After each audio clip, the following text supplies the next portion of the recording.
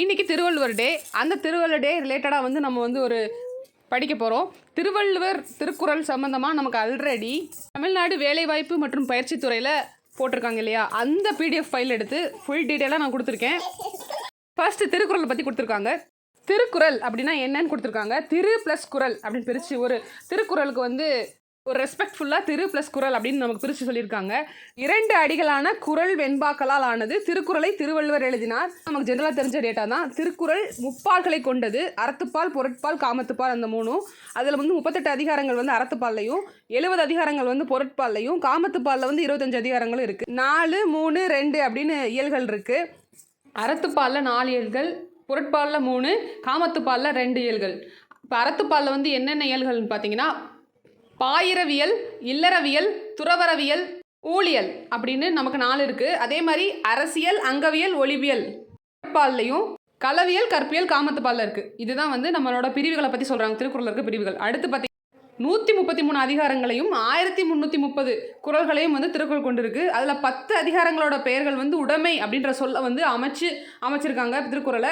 அப்புறம் வந்து 7 அப்படின்ற எண் வந்து பெரிதும் தொடர்புள்ளதாக இருக்குது. திருக்குறளுக்கும் இந்த 7ன்ற நம்பருக்கும் நிறையா தொடர்புகள் இருக்குது. அந்த மாதிரி வந்து ஒரு வடிவமைச்சிருக்காங்க அப்படின்றத இங்கே சொல்லப்படுது. அடுத்து பார்த்தீங்கன்னா, உலக மொழியில் உள்ள அறநூல்கள் முதன்மையானது திருக்குறள் அப்படின்னு சொல்கிறாங்க. எல்லா நூல்கள்லேயும் முதன்மையானது, இந்த உலக மொழியிலேயே வந்து முதன்மையானது திருக்குறள். தமிழ் வந்து அதுக்கு வந்து ஒரு மகுடமாக இருக்குது அப்படின்றத சொல்கிறாங்க. உலக மொழிகள் பல மொழிகளில் மொழிபெயர்க்கப்பட்ட நூல் வந்து திருக்குறள். 107 மொழிகளில் வந்து மொழிபெயர்க்கப்பட்டிருக்கு. வந்து ஒரு திருக்குறளை பார்த்தோன்னா ஒரு ஜென்ரல் இன்ஃபர்மேஷன். ஆளும் மேலும் பல்லுக்குருதி, 4ம் 2ம் சொல்லுக்குருதி. இதில் வந்து 4 அப்படின்றத 4 அடியாரையும், 2 அப்படின்றத திருக்குறள்லையும் அதோட அருமையை வந்து விளக்குற மாதிரி அவங்க இந்த பழமொழியில் சொல்லியிருக்காங்க.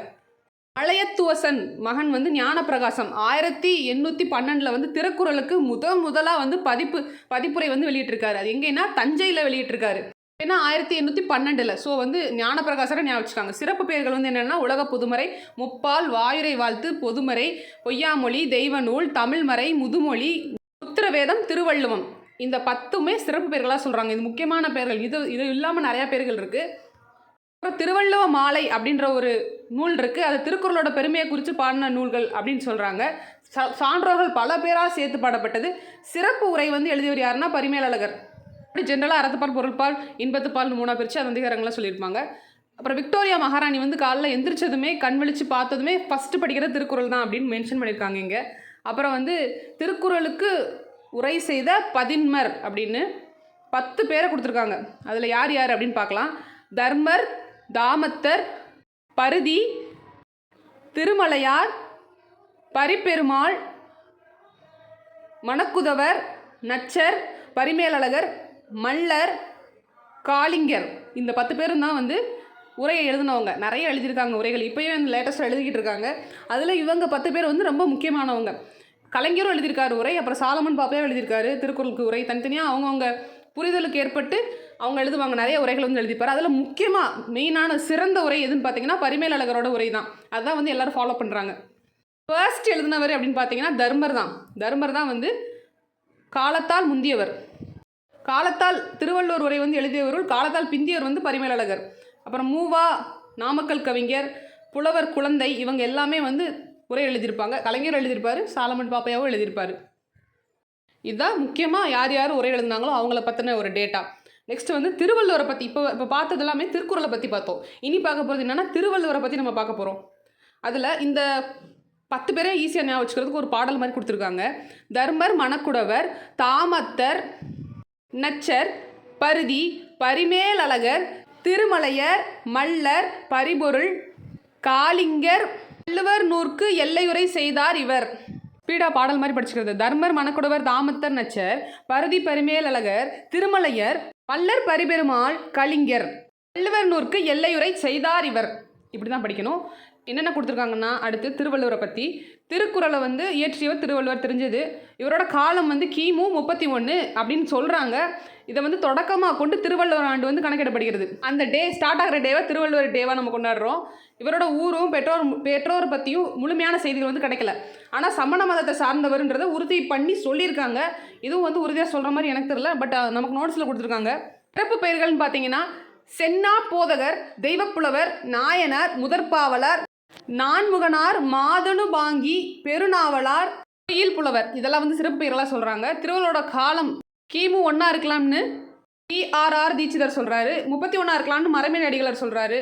கிமு 1லேருந்து 3 இருக்கலாம் அப்படின்னு சொல்லி ராசா மாணிக்கனர் அவர் சொல்கிறாரு. இப்போ நம்ம ஃபாலோ பண்ணுறது பார்த்தீங்கன்னா 31 மறைமலை அடிகளார் சொன்னது தான் நம்ம ஃபாலோ பண்ணுறோம். திருக்குறளை வந்து மொழிபெயர்ப்பு பண்ணது யாரெல்லாம் பண்ணாங்க அப்படின்னு பார்த்தீங்கன்னா லத்தீனில் வீரமாமுனிவர், ஜெர்மனில் கிரால் அப்படின்றவங்க, ஆங்கிலத்தில் ஜியு போப் நமக்கு தெரிஞ்சது, வஉசி ஐயர், ராஜாஜி இவங்க எல்லாமே ஆங்கிலத்தில் பண்ணியிருக்காங்க.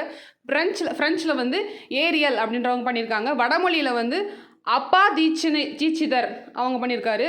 அடுத்து இந்தியில் வந்து பி.டி. ஜெயின் அவங்க பண்ணியிருக்காங்க. தெலுங்கில் வந்து வைத்தியநாத பிள்ளை இவங்க தான் வந்து 7 பேர் வந்து திருக்குறளுக்கு மொழிபெயர்ப்பு நூல்கள் வந்து எழுதியிருக்காங்க. மனிதனோட உயர்நிலை அப்படின்னு எல்லாரும் பாராட்டுறாங்க. அதில் மனிதனாக வாழ மனிதனுக்கே கூறிய அறிவுரை வந்து திருக்குறளாக சொல்கிறாங்க. அணுவை துளைத்தோள் ஆழ்கடல் புகட்டு குறுகத் திரித்த குறள் அப்படின்னு ஔவையார் சொல்லியிருக்காங்க. வள்ளுவன் தன்னை உலகனுக்கே தந்து வான்புகழ் கொண்ட தமிழ்நாடு அப்படின்னு பாரதியார் புகழ்ந்து பாடியிருக்காரு. வள்ளுவனை பெற்றதே புகழ் வையகமே அப்படின்னு பாரதிதாசனும், இணையில்லை முப்பாலுக்கு இந்த நிலத்தே அப்படின்னு பாரதிதாசன் சொல்லியிருக்காரு. ரெண்டுமே பாரதிதாசன் சொல்லியிருக்காங்க, ஞாபகம் வச்சுக்காங்க. உலகினில் நாகரீகம் முற்றிலும் அழிந்து விட்டாலும் திருக்குறளும் கம்பன் காவியமும் இருந்தால் போதும், மீண்டும் அதனை புதுப்பித்து விடலாம் அப்படின்னு காட்வெல் சொல்லியிருக்காரு. காட்வெல் ஞாபகம் வச்சுக்காங்க. அப்புறம் சோவியத் அறிஞர் தால்சுதாய் வழிகாட்டுதலால் திருக்குறள் மூலத்தை நேரடியாக படிக்க விரும்பிய தமிழ் பயில தொடங்கினார் காந்தியடிகள். ருசிய நாட்டில் வந்து அணுத்துளைக்காத ஒரு பெட்டியில் வந்து அவங்க மாளிகை கிராம்ப்ளின் அப்படின்ற மாளிகையில் வந்து பாதுகாப்பாக சுரங்க பாதுகாப்பில் ஒரு பெட்டகம் வச்சுருக்காங்க. திருக்குறள் வந்து அதில் இடம்பெற்றிருக்குன்னு சொல்கிறாங்க. லத்தீன் நாட்டில் உள்ள அருங்காட்சியகத்திலும் திருக்குறள் வந்து விவிலியத்துடன் வைக்கப்பட்டுள்ளதுன்னு இங்கே மென்ஷன் பண்ணியிருக்காங்க. அப்புறம் இங்கிலாந்து நாட்டு மகாராணி விக்டோரியா வந்து காலையில் எந்திரிச்சதுமே படிக்கிற ஃபஸ்ட்டு நூல் வந்து திருக்குறள் தான் அப்படின்னு ஆல்ரெடி முன்னாடி கொடுத்துருந்தாங்க. அது மறுபடியும் ரிப்பீட் பண்ணியிருக்காங்க. நெக்ஸ்ட் வந்து திருக்குறள் வந்து ஒரு வகுப்பருக்கோ ஒரு மதத்தவருக்கோ ஒரு நிறுத்தவருக்கோ ஒரு மொழியவருக்கோ ஒரு நாட்டவருக்கோ உரியதன்று, அது மண்பதைக்கு பொது அப்படின்னு சொல்லி திருவிக்கா சொல்லியிருக்காரு. இதுதான் ரொம்ப ரொம்ப முக்கியமான விஷயங்க. திருவள்ளுவர் வந்து எங்கள் ஜாதி சேர்ந்தவங்க எங்கள் மதத்தை சேர்ந்தவங்க நிறைய பேர் அடிச்சுக்கிறாங்க. அதெல்லாம் இல்லவே இல்லை, எல்லாத்துக்கும் பொதுவானதுன்னு திருவிக்கா சொல்லியிருக்காருன்றதை நீங்கள் நல்லா ஞாபகம் வச்சுக்காங்க. மேபி கேட்கலாம், திருவள்ளுவர் தோன்றாயிராவிட்டால் தமிழன் என்னும் ஒரு இனமே உலகத்துக்கு தெரிஞ்சிருக்காது. அதே மாதிரி திருக்குறள் என்றும் ஒரு நூல் தோன்றாவிட்டால் ஒரு மொழி இருப்பதாக உலகத்துக்கு தெரிஞ்சிருக்காது அப்படின்னு சொல்லி கி.ஆ.போ. விஸ்வநாதன் சொல்லியிருக்காரு.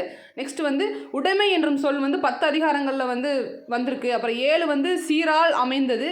7 என்னும் எண் பெயர் 8 குறட்பாக்களில் வந்து இருக்குது. அதிகாரங்கள் வந்து 133. அது எப்படி பிரிச்சிருக்காங்கன்னா 1 + 3 + 3 பிரித்தா 7 வருது. அதே மாதிரி குறள்கள் வந்து 1330 அப்படியே பிரித்து ப்ளஸ் பண்ணோம்னா அதில் 7 வருது. அப்போ 7என்ற எண் வந்து குறளுக்கும் 7க்கும் ஒரு கனெக்ஷன் இருக்குன்னு சொல்லியிருக்காங்க. அப்புறம் முக்கியமான அடிகள்னு என்ன சொல்கிறாங்கன்னா, அறத்தான் வருவதே இன்பம், மனத்துக்கண் மாசிலான் ஆகுதல் அறம், திருவேறு தெல்லியர் ஆதலும் வேறு, பெண்ணிற் பெருந்தக்க யாவுள், ஊழிற் பெருவழி யாவுலா, முயற்சி திருவினையாக்கும், இடுக்கண் வருங்கால் நகு, கனியிருப்பக் காய் கவர்ந்தற்று, அன்பிற்கும் உண்டோ அடைக்கும் தாள், ஒருத்தார்க்கு ஒரு நாளை இன்பம். இந்த குறள்லாம் வந்து முக்கிய அடிகளாக சொல்கிறாங்க. நீங்கள் ஒரு தடவை எடுத்து ரிவைஸ் பண்ணிக்காங்க. பதிப்பு வந்து முதல்ல பதிப்பு வெளியிட்டவர் வந்து ஆல்ரெடி பார்த்தது தான் மலையத்துவசன் மகன் வந்து ஞானப்பிரகாசம். அவர் 1812 அவரோட அந்த ஆண்டில் வந்து பதிப்பு வெளியிட்டிருக்காரு. இடம் வந்து தஞ்சையில் வெளியிட்டிருக்காரு. மொழிபெயர்ப்பு வந்து என்னென்ன நூல்கள்னா 107 மொழிபெயர்ப்பு நூல்கள் வந்து வெளியிட்டிருக்கு. லத்தீனில் வந்து வீரமாமுனிவரும், ஆங்கிலத்தில் ஜியு பாப்பும் வந்து முக்கியமானது. ஸோ ஞாபகம் வச்சுக்காங்க. ரிலேட்டடான பழமொழி வந்து என்ன பார்த்தீங்கன்னா, ஆளும் வேலும் பல்லுக்குருதி, 4 2 சொல்லுக்குருதி. அது இதில் 4 வந்து 4 அடியாரையும், திருக்குறளை வந்து அந்த 2 அடிகளை வந்து திருக்குறளையும் சொல்கிறாங்க. அப்புறம் பழகு தமிழ் சொல்லருமை 4 அப்படின்னு ஒன்று சொல்கிறாங்க. அதுவும் வந்து திருக்குறளை மென்ஷன் பண்ணி தான். அப்புறம் திருவள்ளுவ மாலைன்னு அப்படின்னு ஒரு விஷயம் இருக்குது. அந்த நூல் வந்து திருக்குறளோட சிறப்பை உணர்த்துற மாதிரி திருவள்ளுவ மாலை அப்படின்னு சொல்லி நூல் எழுதியிருக்காங்க. இந்நூல் வந்து 55 பாடல்கள் உள்ளன. 53 புலவர்கள், 55 பாடல்கள் 53 புலவர்கள் வந்து பாடியிருக்காங்க. அதெல்லாம் மொத்தமாக சேர்த்து தான் திருவள்ளுவர் மாலை அப்படின்னு சொல்கிறாங்க. திணையளவு போதா சிறுபுல் நீர் நீண்ட பனையளவு காட்டும் படித்தாள், பனையளவு வல்லை உறங்கும் வளநாடா வள்ளுவனார் வெள்ளை குரட்பாவாரி அப்படின்னு சொல்லி கபிலர் சொல்லியிருக்காரு. அந்த கபிலரோட பாட்டை வந்து மென்ஷன் பண்ணி இதில் சொல்லியிருக்காங்க. அவ்வளோதான். இதுதான் வந்து திருக்குறளையும் திருவள்ளுவரை பற்றிய சிறப்புகளை வந்து நமக்கு திறன் மேம்பாடு பயிற்சித்துறை சார்பாக நமக்கு வந்து கொடுத்த பிடிஎஃப்ல இருந்த விஷயங்கள். இந்த பிடிஎஃப்ல எல்லா திருக்குறளுமே மென்ஷன் பண்ணி எல்லா திருக்குறளுமே போட்டிருக்காங்க. அதிகாரம் மென்ஷன் பண்ணி விளக்கம் மென்ஷன் பண்ணி கொடுத்துருக்காங்க ஃபுல்லாக. நீங்கள் புக்கில் படிச்சுட்டு ஒரு தடவை ரிவைஸ் பண்ணுறதுக்கு இந்த பிடிஎஃப் ரொம்ப யூஸ்ஃபுல்லாக இருக்கும். அப்புறம் அந்த டீட்டெயில்ஸ்லாம் மேலே இருக்கிறது ரொம்ப யூஸ்ஃபுல்லாக இருக்கும். நான் அதை வந்து ஷேர் பண்ணுற டெலிகிராம் குரூப்பில் நீங்கள் எடுத்துக்கலாம் வேணுன்றது. தேங்க்யூ.